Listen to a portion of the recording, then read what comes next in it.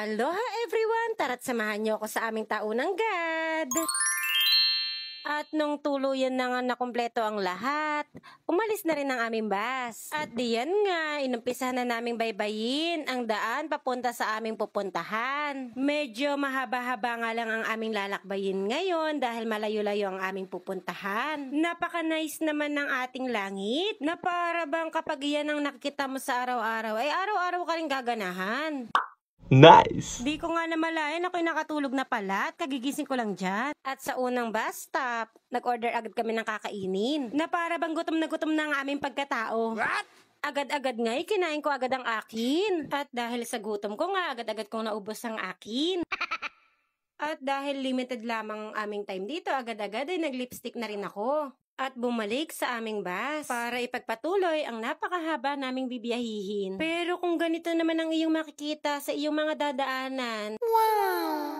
Aba, parang ayaw mo na lang talagang bumaba sa bus, na para bang gusto mo na lang maupo sa bus at namnamin lahat ng magagandang tanawin na nakikita mo. Aww. Kayo din ba natutuwa kapag nakakakita kayo ng mga ganyang tanawin habang kayo nakasakay sa isang bus? Ewan ko ba, pero ang lakas kasi ng dating sa akin ng mga ganyan, na para bang hinihila nila yung aking mata para sila'y pagmasdan ko. Sa sobrang gusto ko ng pagmasdan ng mga nakikita ko sa dinadaanan ko, gusto ko lagi ako nakaupo sa side ng mga bus. Kayo din ba? Ganon? At habang busy ako pagmasdan ng mga nakikita kong tanawin sa aming mga dinaraanan, hindi ko namalayan na umuulan na pala sa ibang parte ng lugar na aming dinaraanan. Oo nga pala, bago kami nagpunta sa lugar na yan, nakasignal number 1 nga pala dyan. Mahaba-haba man ang aming lakbayan, narito na kami sa bakasyunan kung saan gaganapin ang aming GAD. Ipapark lang saglit ang bus at kami bababa na. At pagbaba nga namin, dire-diretso na kaming lumakad papunta sa aming pag-stayan ng 2 araw. At dahil mahaba-haba ang aming biniyahe, parang ang pagkatao ko'y nagutom muli. Kaya naman pagkatapos kong ibaba ang aking mga gamit, kumuha agad ako ng pagkain. What?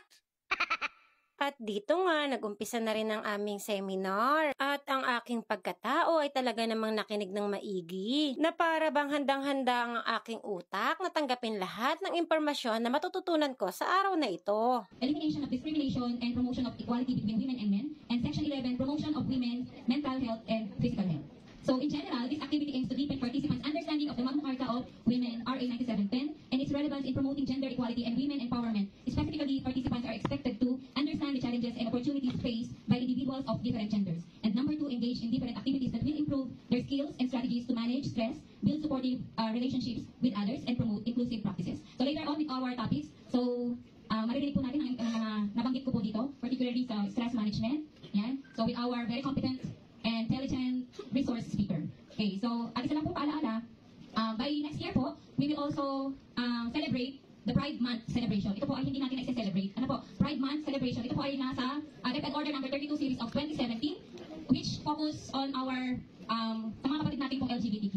Okay, so yung Pride Month, we will celebrate it by June. So by November, kung meron tayong Women's Month, meron tayong Men's Month. Okay po, November po yan. So again, good morning po and enjoy the rest of the day.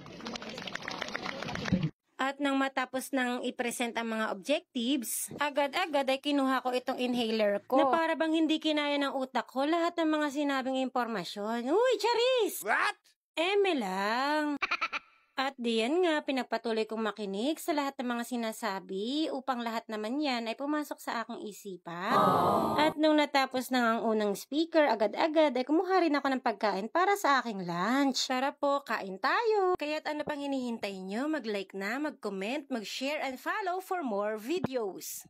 O siya, hanggang dito na lang. Thank you for watching. Bye!